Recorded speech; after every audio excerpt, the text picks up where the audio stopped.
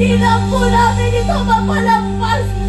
Hindi po namin mapalampas ang pagkakataon na ibinibigay mo para sa bansang Pilipinas.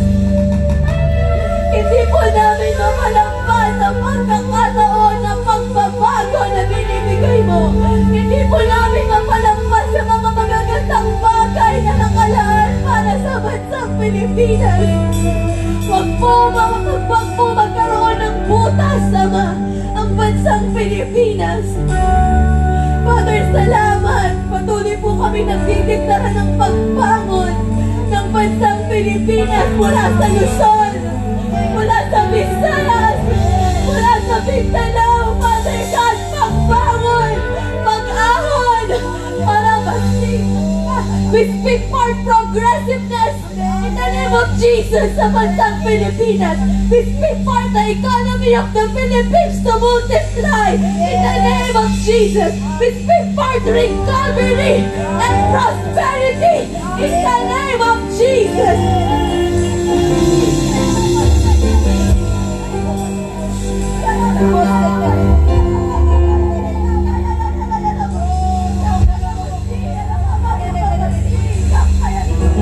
Hindi mo matatapos dito ang aming mga pananalangin. But Father, ito ay simula lang ng iyong malawakang pagkilos, malawakang panawagan sa pagkakaisa ng iyong katawan, Father. Malawakang pananawagan sa pagkakaisa ng katawan ni Kristo mula sa Luzon, mula sa Visayas, mula sa Mindanao. Be one in the name of Jesus. Body of Christ, rise up in the name of Jesus. Be awakened, rise up and take your position, body of Christ, in the name of Jesus. Tapos na po ang pananahimik, Father.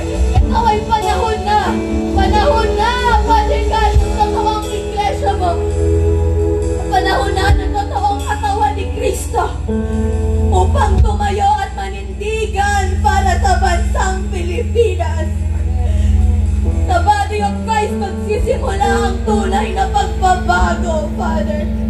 Salamat, Ama. Tinatawag po namin ang lahat ng kayamanan na para sa Pilipinas. Dito mahadlangan! Dito mahadlangan! In the name of Jesus! Dito mahadlangan ng anumang mga gawa ng kaaway o plano ng mga tao. Hindi mahadlangan ang pag-unlad at pagkilos mo sa bansang Pilipinas. We speak forth and we rebuke forth the works of the enemy. Anumang mga kinikilos ng kaaway o pinaplano ng kaaway right now upang patuloy na pabagsakin ang bansang Pilipinas at humahadlang upang hindi ito umunlad. Sa pangalan ni Jesus, ikaw ay aming i-review. Hindi ka namin pinahihintulutan na mag-prosper. And we say to you, Satan, that the Philippines is for Christ. You do not have any hold in the Philippines because the Philippines is for Christ. Panawagan, Father God, panawagan ng pagkakaisa, panawagan ng pagbabalik sa iyo, Father God, ang puso ng bawat Pilipino, pagbabalik sa katuwiran, Father God. Father, pinagpapala namin ang aming mga puso, maging tuwid po kami sa iyong harapan. Pinagpapala po namin ang iyong katawan, Father God, the body of Christ in the Philippines, Father God, to move as one and to be united, Father God. Pinagpapala po namin, Father God, ang aming presidente hanggang sa pinakamaliit, Father God, na nanungkulan sa pamahalaan, Father God. Patuloy na pagbabalik sa iyo. Pagbabalik sa iyo, Father God. Pagbabalik sa iyo. Father God, ituwid mo po ang sistema ng bansang ito. Ikaw ang kailangan ng bansang ito, Father God. Walang tao ang makakapaglunas sa sakit ng bansang ito.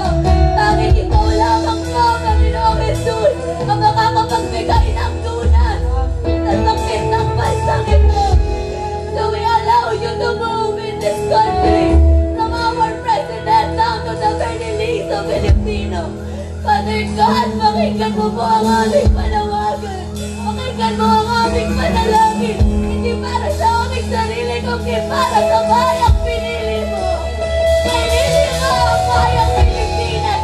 Pinili mo upang ito ay umangat. At salamat, Ama, you will not withhold any good things sa iyong mga anak.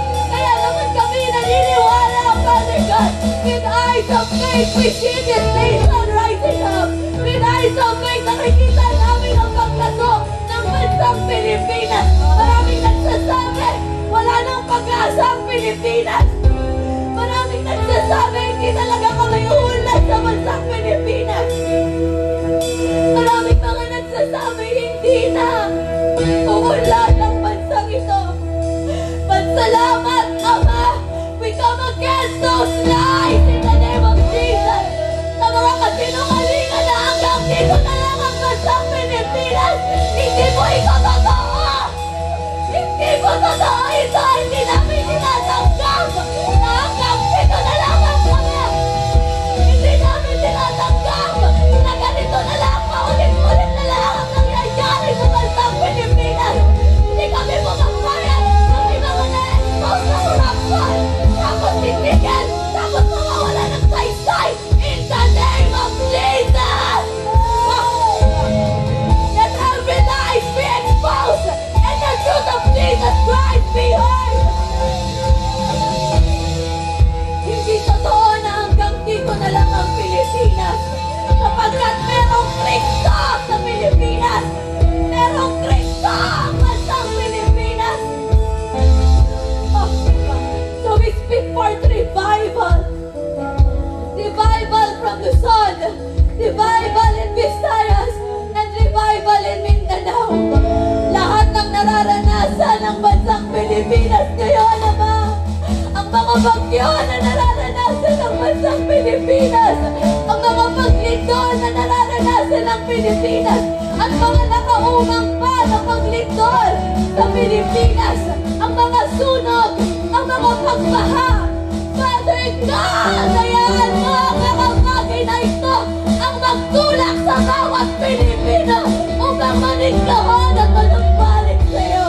That revival will come in this land once again. That revival will come in this land once again. That revival will come in this nation once again. That revival may come sa aming gobyerno. That revival may come sa aming sistema ng pamahalaan. That revival may come sa bawat puso ng mga Pilipino. Father, salamat. Tinatawag namin ang lahat ng mga anak mo, all the remnants, Father God, na nireserve mo in this very time and season. We are calling out all the remnants of Jesus Christ sa buong Pilipinas. Come on! Wake up! Stand up! And take your position! Gawin ang pinagagawa ng Panginoon. Lakaran ang pinalalakaran ng Panginoon. Father, huwag pong masayang ang mga pagkakataon na binibigay mo sa amin. Tinatawagan namin, Ama, ibig ang lahat ng mga tao na makakatulong to bring forth revival and recovery in the Philippines. Ang mga OFW, Father God, na dapat nang umuwi upang magamit dito ang kanilang mga pinag-aralan, upang